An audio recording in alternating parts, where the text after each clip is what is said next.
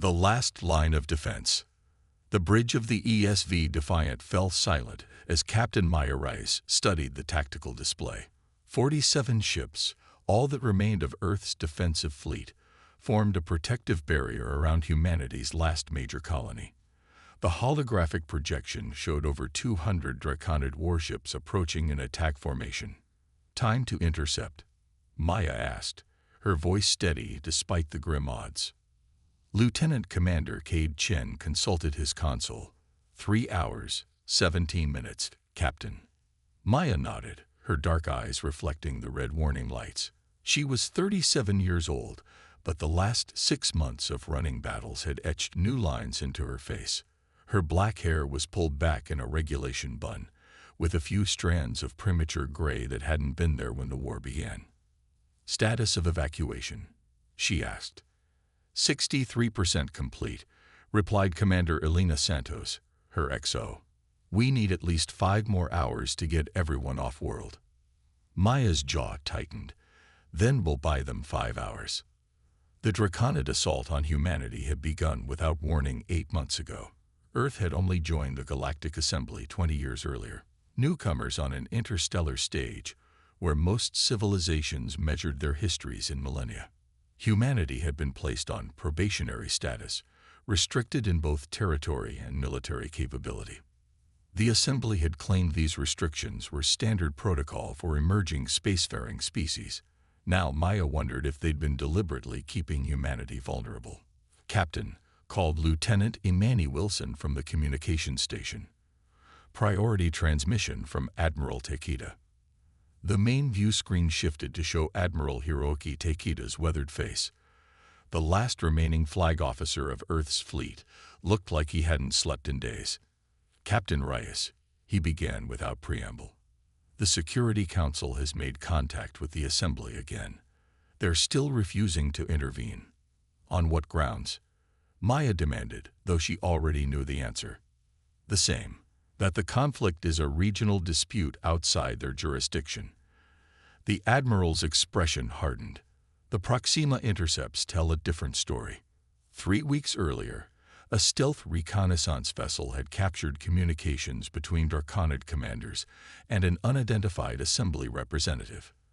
The transmissions were heavily encrypted, but what they'd decoded suggested collusion at the highest levels of galactic governance. "Has Dr. Nakamura made any progress?" Maya asked. The Admiral's expression changed subtly. "That's why I'm contacting you directly. The Helios Protocol is operational." Maya felt the bridge go absolutely silent around her. The Helios Protocol was a theoretical weapons system based on Dr. Aiko Nakamura's groundbreaking research the Assembly had explicitly forbidden. "How reliable is it?" Maya asked quietly. 67%. Takeda replied. "But it's the only card we have left to play. The Council has authorized deployment. The Defiant has been selected as the delivery platform." Maya absorbed this. Her ship, her crew, carrying humanity's last hope. "Understood, Admiral. When can we expect delivery?" "The package is already en route. ETA 90 minutes. Takeda paused. "Captain Rice." "Maya, you understand what this means." She did. The Helios Protocol was more than just a weapon. It was a fundamental violation of Assembly technology restrictions. Using it would confirm humanity as the dangerous, unpredictable species many in the Assembly already believed them to be. "I do, sir. We'll be ready." After the transmission ended, Maya turned to her senior staff. "Commander Santos, Commander Chen, Lieutenant Wilson. My ready room now." Once the door closed behind them, Maya activated the secure field that would prevent any transmissions from leaving the room. "The Helios Protocol is based on Dr. Nakamura's quantum entanglement research," she began without preamble. "According to the Admiral, it's now operational. The theoretical weapon that could disable drive systems." Chen asked, eyes widening. "The same," Maya confirmed. "And it's being delivered to the Defiant for deployment." Santos shook her head. "The Assembly expressly forbade that research. Using it would confirm every accusation they've made against us, and not using it means extinction, Maya replied evenly. The evacuation won't be complete before the Draconids arrive. This is our only option. What aren't you telling us, Captain? Wilson asked quietly. Maya met her communications officer's gaze. The Helios Protocol isn't just a weapon. It's based on a unique property Dr. Nakamura discovered in human neural patterns, something no other species in the assembly possesses. She activated a small holographic projector on her desk, displaying a complex neural mapping. Humans have a unique quantum resonance pattern in our brains. Dr. Nakamura discovered we can use it to create cascading entanglement disruptions in technology based on assembly standards. You're saying we can shut down their ships with our minds? Chen asked incredulously. Not exactly, Maya replied. The protocol requires a human operator neurally linked to the system. The operator projects the disruption pattern, amplified by the Helios device. The implication hung in the air. And what happens to the operator? Santos asked quietly. Maya's expression remained neutral. Neural burnout is likely. The room fell silent as her officers processed this information. I've already volunteered, Maya said finally. Captain. Santos began to protest. The decision is made, Commander. Maya cut her off firmly. I need you three to prepare the ship and crew. The protocol requires significant power rerouting. Engineering needs to be ready. What about the assembly? Wilson asked. If we deploy this weapon, there will be consequences beyond the Draconids. Maya's expression hardened. The intercepts suggest elements within the assembly have been supporting the Draconid offensive. They wanted us contained or eliminated. The Helios Protocol is about more than just stopping this attack.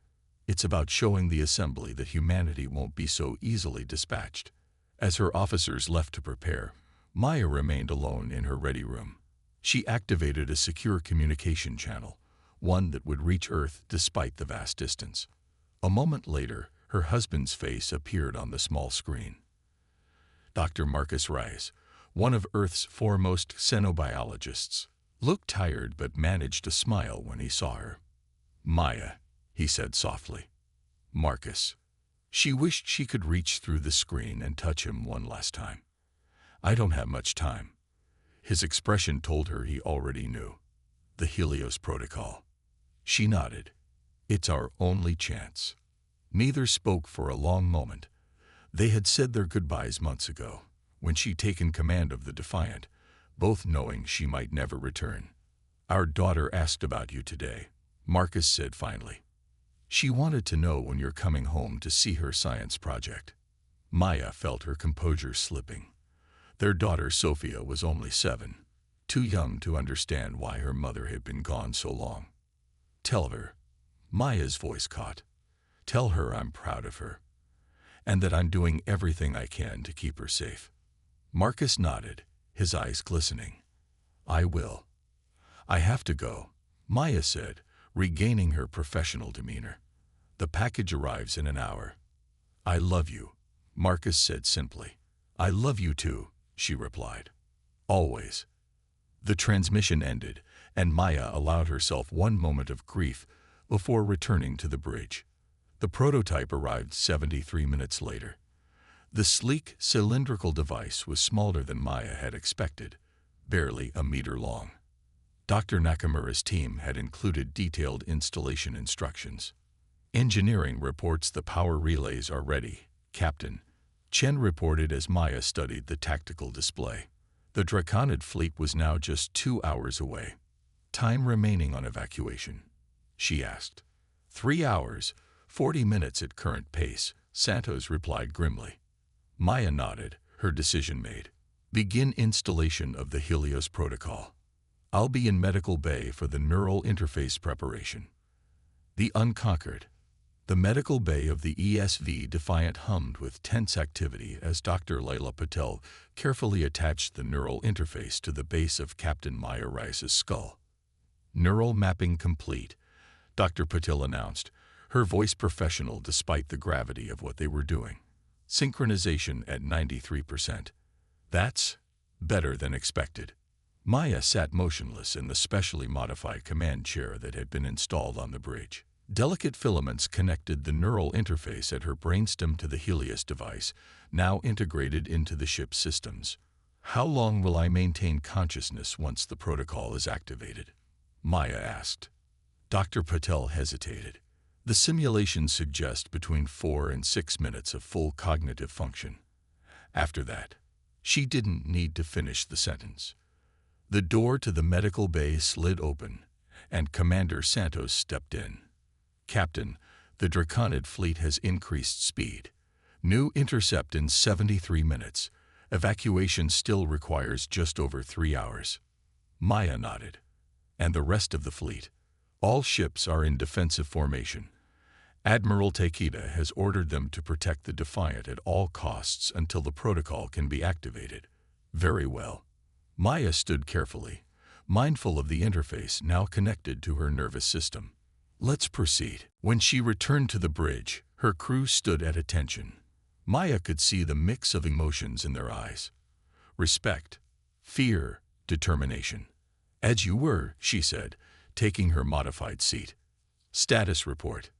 "Helios system integration at 96%, reported Lieutenant Chen from Tactical. Power systems reconfigured to specifications. Evacuation transports are increasing speed," added Lieutenant Wilson. "Colony leadership has been notified of the situation." Maya nodded, feeling the weight of the neural interface at the base of her skull. "Open a channel to the fleet." When Wilson signaled that the channel was open, Maya spoke with the calm authority that had earned her command of Earth's flagship. "This is Captain Rice to all Earth defense vessels. In approximately 1 hour, we will engage the Draconid fleet. Our mission is clear: protect the civilian evacuation at all costs." She paused. "The Defiant will deploy a new defensive technology. Your orders are to maintain formation and draw enemy fire away from this vessel until the protocol is activated." She took a breath before continuing. "Whatever happens today, remember this: we are fighting not just for our survival, but for humanity's place among the stars. Earth prevails." The response came immediately. A chorus of "Earth prevails" from 46 other captains. Maya closed the channel and turned to her XO. "Commander Santos, you have operational command of the Defiant. I'll be focused entirely on the Helios protocol when it activates." "Understood, Captain." Santos' expression was solemn. They both knew what the protocol would cost. "Incoming transmission," Wilson announced suddenly. "It's from the Galactic Assembly observation vessel. They're requesting communication." Maya's eyes narrowed. The Assembly had claimed neutrality in this regional dispute, yet their observation vessel had shadowed the Draconid fleet for weeks. "On screen," she ordered. The view screen flickered to life, revealing the elongated features of Ambassador Altarian. The Altarian's silver skin reflected the light of multiple displays around him. "Captain Rice," the ambassador began, his voice artificially modulated to human hearing range. "The Assembly has detected unusual energy signatures from your vessel. We remind you that deployment of restricted technologies is a violation of your probationary status." Maya's jaw tightened. "Ambassador, in less than 1 hour, 200 Draconid warships will attack the last major human colony. The Assembly has refused to intervene despite clear evidence of Draconid aggression against a member species. The Assembly maintains its position of neutrality in regional." "We intercepted communications between Draconid Command and Assembly representatives." Maya cut him off. "We know elements within the Assembly have been supporting this genocide." The ambassador's silver skin rippled, a sign of agitation in Altarians. "These are serious and unfounded accusations, Captain."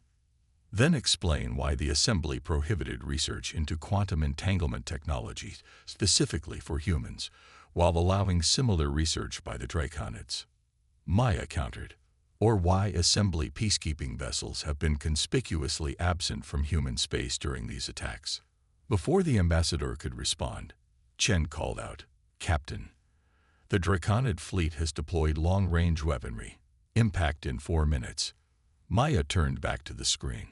We're done being pawns, Ambassador.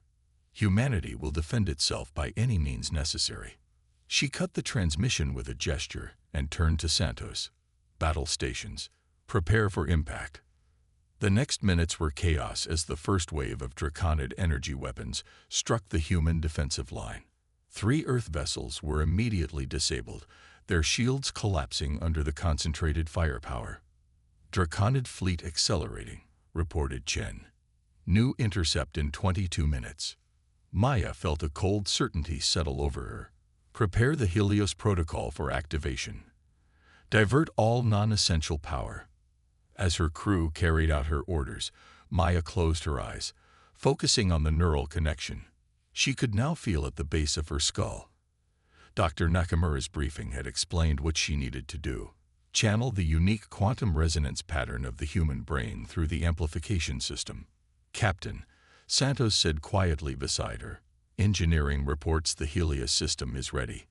Maya opened her eyes. On the tactical display, she could see the massive Draconid fleet bearing down on them. Already, 12 Earth vessels had been disabled or destroyed. Begin neural synchronization, she ordered. Dr. Patel's voice came over the comm. Captain, initiating neural link in 3, 2, 1. Maya gasped as her consciousness suddenly expanded. She could feel the Helios device as if it were part of her own nervous system. Strange equations and quantum patterns flowed through her mind. Neural link established, Dr. Patel reported, her voice sounding distant. Synchronization at 97%. Through the view screen, Maya could see the first wave of Draconid warships now. Massive, predatory shapes against the stars, their weapon ports glowing with building energy. All ships, defensive pattern Omega. Commander Santos ordered, her voice seeming to come from very far away. Protect the Defiant at all costs. Maya barely heard her. She was focused entirely on the neural link, feeling the quantum patterns of her consciousness align with the Helios device. Dr. Nakamura's briefing had explained the theory. The unique pattern of quantum entanglement in human neural pathways could be amplified to disrupt similar patterns in assembly standard technology. Draconid weapons firing, Chen reported, his voice tense. Impact in 15 seconds. Maya took a deep breath and activated the protocol. The effect was immediate and overwhelming. Her consciousness seemed to expand outward from the ship in an invisible wave. She could feel the quantum structures of the approaching Draconid vessels. And then she was disrupting them, her amplified neural pattern creating cascading failures in their systems. On the view screen, the effect was spectacular. The leading edge of the Draconid fleet suddenly went dark, their weapon ports fading as power systems failed. Ships began to drift, their engines disabled. It's working, Santos whispered in awe. Maya barely heard her. She could feel the strain now, a burning sensation at the base of her skull as the neural interface channeled more energy than the human brain was designed to handle. But she pushed harder, extending the effect deeper into the enemy fleet. Draconid vessels are reporting catastrophic systems failures, Wilson reported, her voice tight with controlled excitement. Their weapons are offline. Propulsion systems failing across their fleet. Through increasingly blurred vision, Maya could see the tactical display. Nearly half the Draconid fleet was now disabled, drifting helplessly. But the strain was becoming unbearable. She could feel blood trickling from her nose, her ears. Maintain evacuation, she managed to say, her voice barely audible. How? Much longer. 2 hours, 17 minutes for complete evacuation. Santos replied, her voice laced with concern. Captain, your neural readings are critical. Maya ignored her, focusing on extending the Helios effect. More Draconid ships went dark. She could feel her consciousness starting to fragment, but she held on. Incoming transmission, Wilson reported suddenly. It's from the Draconid command vessel. On screen, Santos ordered after a glance at Maya, who could barely focus now. The view screen flickered to show a Draconid commander, his scaled face contorted with rage and fear. "What have you done?" he hissed. "This is impossible technology." "We defended ourselves," Santos replied simply. "Cease your attack and withdraw immediately." Before the Draconid could respond, another transmission cut in, the Assembly Observer Vessel. Ambassador Xeltharian's expression was no longer calm and diplomatic. "Cease this attack immediately," he demanded. "You are violating fundamental assembly protocols." Through the haze of pain, Maya forced herself to speak. "You left us no choice." Blood trickled from the corner of her mouth. "Tell the Assembly, humanity will not be exterminated quietly." The ambassador's silver skin rippled violently. "The Assembly will view this as an act of war against all member species." "Interesting," Santos replied coolly. "Because we view the Draconid attack the same way, especially given your cooperation with them." She nodded to Wilson, who cut the transmission. "Captain," Dr. Patel's urgent voice came over the comm. "Neural patterns are approaching critical degradation. You need to disengage now." Maya could barely hear her through the roaring in her ears. On the tactical screen, she could see that nearly 80% of the Draconid fleet was now disabled. It was enough. With her last conscious thought, Maya released the neural link. She slumped forward in her chair as Santos caught her. "Medical team to the bridge." The commander shouted as Maya's world went dark. 3 weeks later, Maya opened her eyes slowly, blinking against the harsh light of the medical bay. Her entire body felt leaden, and a persistent throbbing at the base of her skull made her wince. A face came into focus above her. Dr. Patel, looking exhausted but smiling. "Welcome back, Captain." Maya tried to speak, found her throat dry, and accepted a sip of water from a straw the doctor offered. "The colony?" she managed to ask. "Evacuated successfully," came another voice. Admiral Takeda stepped into view. "Thanks to you, Captain." Memories flooded back. The neural link, the expanding consciousness, the Draconid ships going dark. "The Helios protocol worked," she stated. "Beyond our most optimistic projections," Takeda confirmed. 83% of the Draconid fleet was disabled. The remainder retreated. Maya tried to sit up, but found she couldn't. "Neural damage." Dr. Patel's expression grew serious. "Significant, but not irreversible. You disengaged just before catastrophic damage occurred. Recovery will take months, but you should regain full function." Maya absorbed this with surprise. She had expected to die. "And the Assembly?" she asked. Admiral Takeda's expression hardened. "That's been interesting. Once we released the intercepted communications proving collusion between Assembly officials and the Draconid Imperium, several member species demanded an investigation. The Assembly Council is in chaos." More importantly, came a new voice. "They've rescinded our probationary status." Maya turned her head carefully to see Dr. Marcus Rice entering the medical bay, their daughter Sophia at his side. "Mommy." Sophia rushed forward, only to be gently restrained by her father. "Careful, sweetheart. Mom is still healing." Maya felt tears forming as she reached out a weak hand to her daughter. "Sophia." As her family approached, Admiral Takeda stepped back. "The Assembly has formally recognized humanity's right to full defensive capabilities. The Helios Protocol demonstrated that we possess unique capabilities they hadn't anticipated. And they're afraid," Maya concluded. Takeda nodded. "As they should be. The Draconid attack was meant to eliminate us before we could develop our potential. Instead, it accelerated it." As her daughter carefully took her hand, Maya felt an unexpected peace.